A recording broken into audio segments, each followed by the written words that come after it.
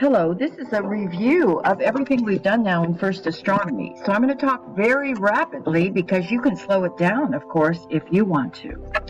All right, the first day we did brainstorming on astronomy, and these were some of the things that you came up with. Quite a few things that you knew about from elementary school, and middle school, and probably some of these maybe even in 8th grade. So there were many things that you knew about, but you didn't know how they were all connected. So that's what we are doing in this unit. So the first one is, how do we differentiate scientific theories from just the word theory? So a special definition of scientific theory is, it is not just an idea.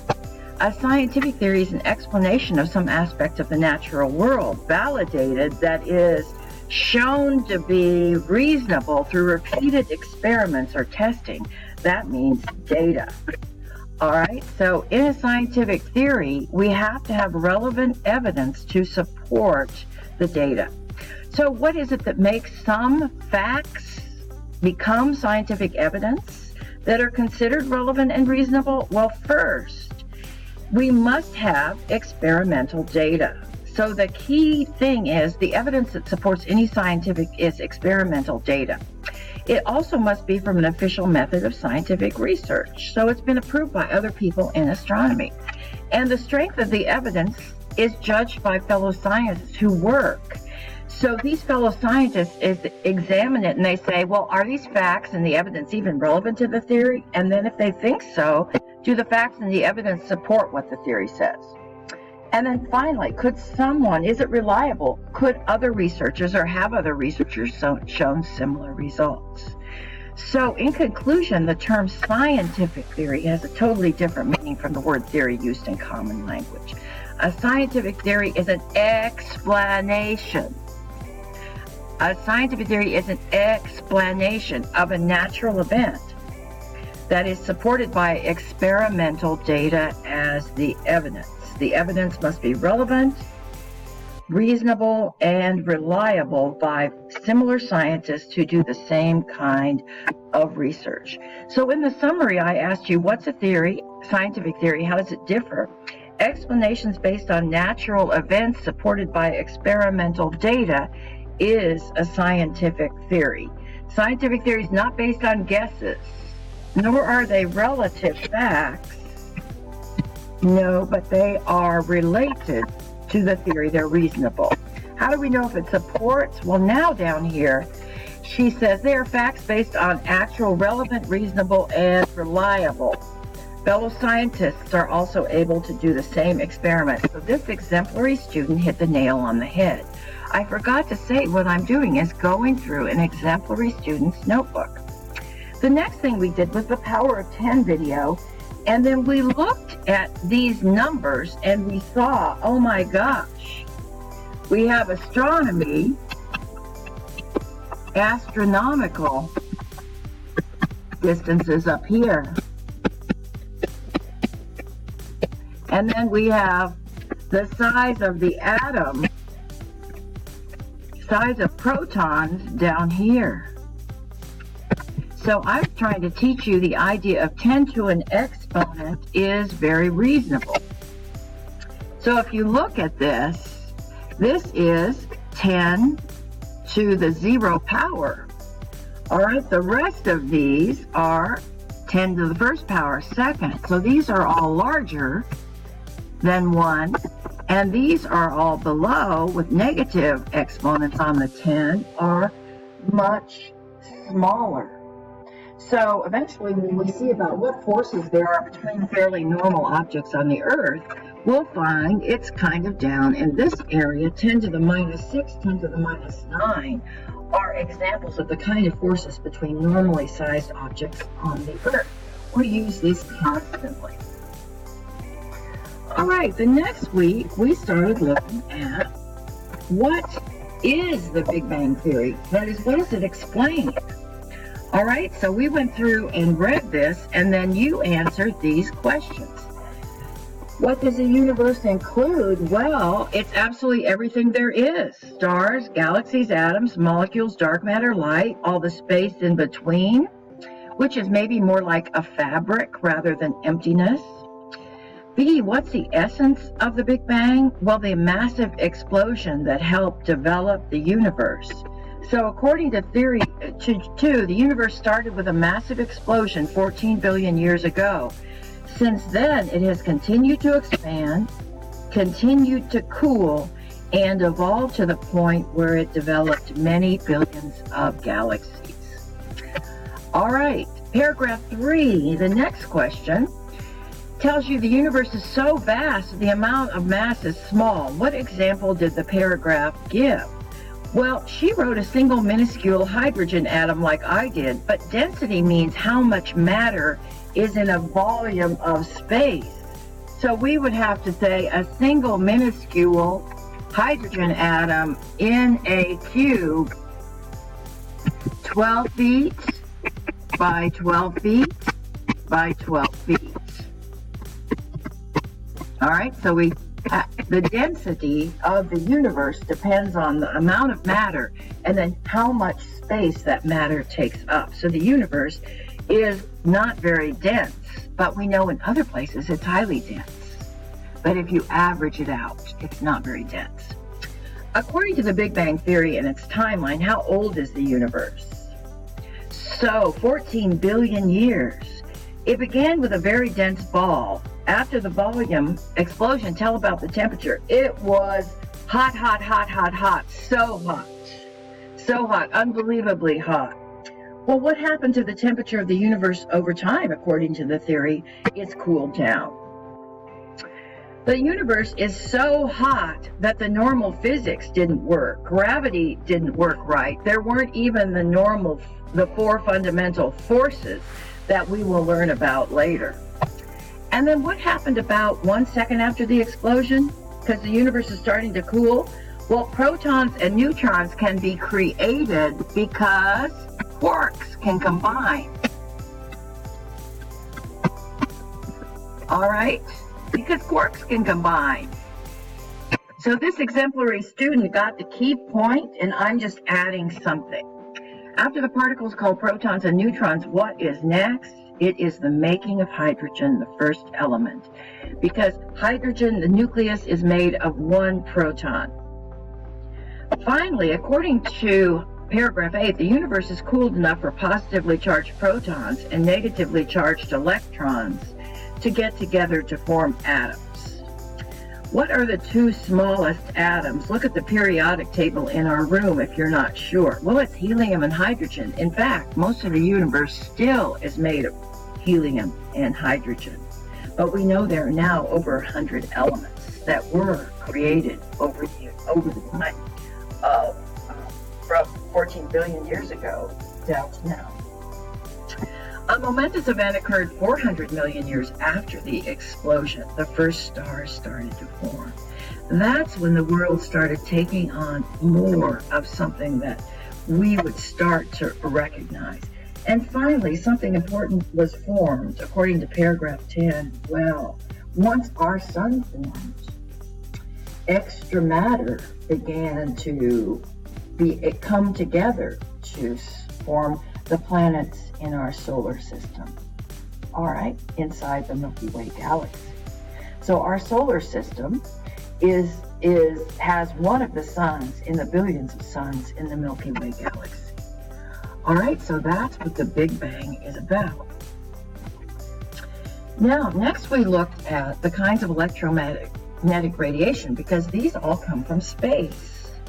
So instead of watching a video, we went through this reading, all right, and we talked about the different kinds of electromagnetic radiation from space. Radio, microwave, infrared, visible, ultraviolet, X-ray, gamma rays, and then we did a summary. But let's go over and look first at these diagrams. All right, so we looked at the diagrams because those were so helpful. Figure 1 shows the names of each kind and a comparison of the wavelength sizes. So we saw that we started here with radio waves, all right, and then we went to microwaves, and then infrared, and then visible, then ultraviolet, then X-rays, and then gamma rays, all right? We also saw that this was the low energy end, and this was the super high energy end. And one of the ways you can define energy is if it's high enough energy to hurt us, then it's high energy. So radio waves, microwaves, infrared don't hurt us or visible, but when we get to the UV, we start experiencing sunburn because these rays of this kind of frequency are energetic enough to damage our skin. But X-rays go through our skin, so you can see the frequency, that is the number of up and downs, is going crazy, very high energy. And gamma rays, with just constant up and downs, hurts us, is very dangerous to humans. All right, and we saw the wavelength differences from radio waves, lazy old radio waves, to the super up and downs of gamma. All right. Now, let's go see what the questions were. What's the radiation from space called that comes from our sun? Well, it's all electromagnetic radiation. A lot of people here put UV because of the word sun, but all of this comes from the sun, but it's the UV that causes sunburn. Ultraviolet. What are some high energy? Well, X-ray and gamma rays are the highest energy.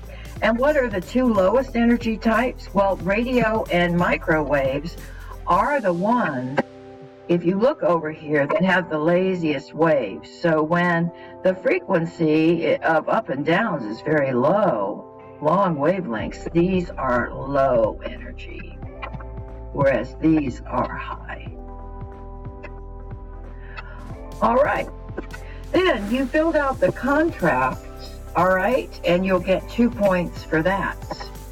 Balloon expansion. All right, so this is fairly self-explanatory. So what we're going to do is just look at the data. So frequently in this class, we'll have a demonstration, a simulation, or a lab where you're actually moving objects around, pouring things together, etc. All right, in our data table of our expanding balloon, this was a physical model of the universe. So we saw that as you went down, the numbers got bigger in every column. Increased, the numbers increased. The numbers increased, 15 to 32. All right, so scientists look for patterns in the data like we just found. As we looked down the columns, we found the distance was increasing in all 4 columns. And that's what was important here, all 4 columns.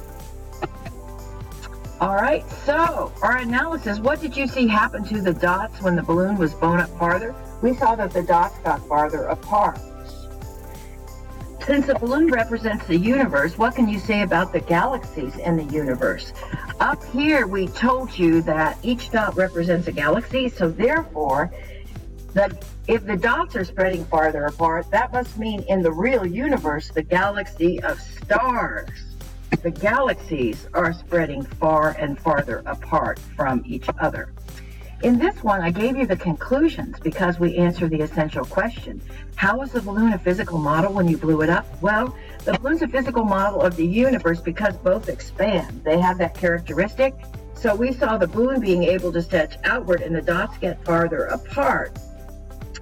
And what that showed then of the universe, what we were trying to show, was that the galaxies, just like the dots, are drifting farther and farther apart over time because the universe is expanding. All right. But this exemplary student did a pretty good job on this lab. Now, 822, the redshift. Now, this is the hardest thing. That's the reason that we are going to be doing another one of these. And so by the time you listen to this, probably we have another assignment. What is a shift? What does a shifting mean? All right, so we talked about what are redshift and blue shifts of light. Remember, we listened to the Doppler effect. We saw this video where the skier went down the hill so we could hear it.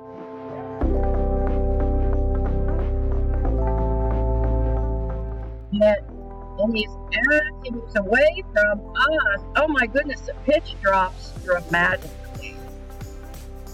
All right, so we can leave this guy off. Whoops. And let's go back to our screen recorder. Let's go back to our screen. All right, so we listen to that sound, and that same thing happens with light, only the difference is that we can't see the light nearly as well.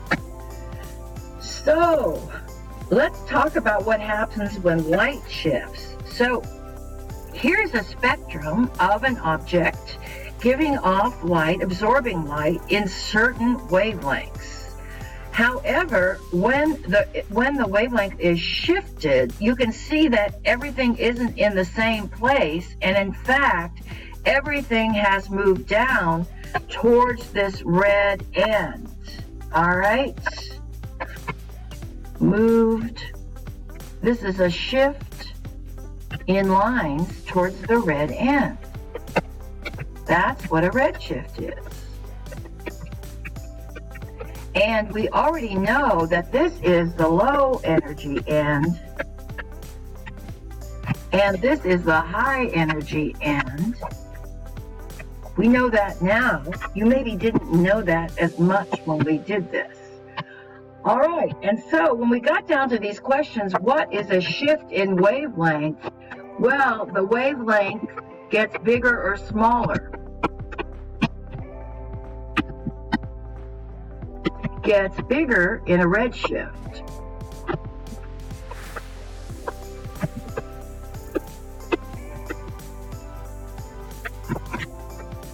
And smaller, more energetic in a blue shift. In a blue shift. Now, how does shifting of wavelength happen in sound? Well, the sound comes toward an observer.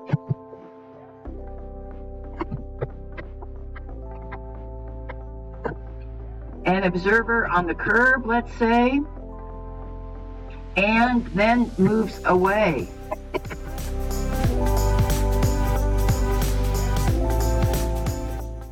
We hear a high pitch and then a low pitch.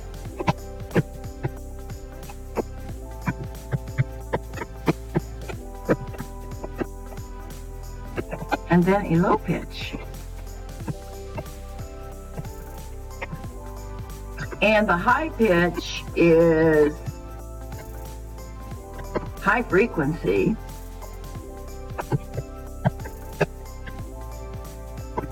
High energy. And the low pitch is low frequency, low energy. All right.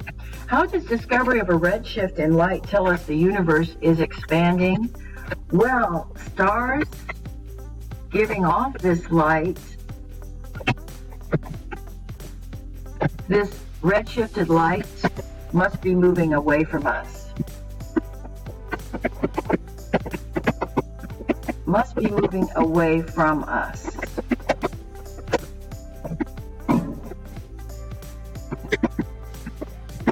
All right.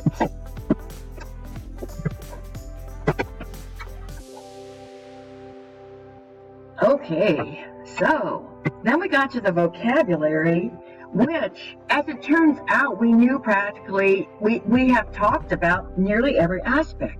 Now, I put the word origins on there because how something began, where something came from, this unit is about the origins of the universe.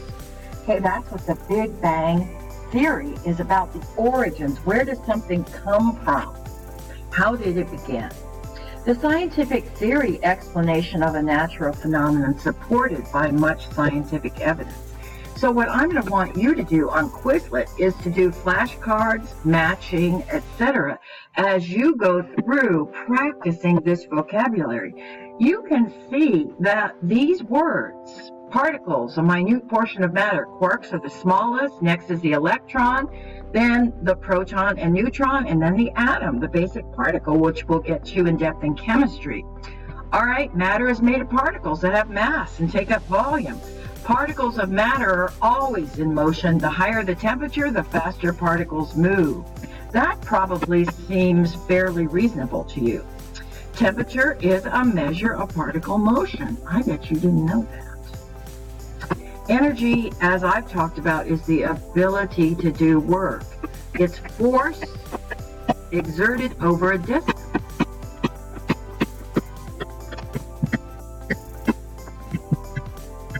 That is what work is. The scale of things we'll do in the next unit as well. How large or small is this universe? It's kind of hard for us to even imagine how large it is and how small we are in comparison. Electromagnetic radiation was a new concept for you, but we'll use it in chemistry, geology, and in physics. Microwave, low energy, electromagnetic wave. So all of these kinds. Radio waves are electromagnetic from the sun, low energy, all right, and from space. So they come from all the suns in space. Expanding universe is a theory that the space between galaxies is growing, getting bigger and bigger. The Doppler effect is this change in frequency as a wave as its source moves. A lowering of frequency that occurs when light or sound is moving. Patterns. These last four we did in the balloon because they're experimental terms. Patterns are recurring characteristics or direction of events. To make something happen is a cause. It's an action that does something. Effect is a change that happens as a result of an action. So scientists in their experiments are always having cause and effect relationships. And finally, we saw the balloon as a physical model.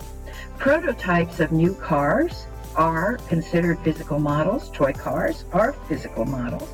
All right, the balloon was a physical model of the universe because they both expand. All right, today, as I'm making this video, we're going to talk about the Doppler effect and wave shifting to kind of clear up some of the difficulties in the evidence for the Big Bang, because it's more complex than the Big Bang itself. All right, so this is your review for Wednesday's big quiz. Talk to you soon. Bye.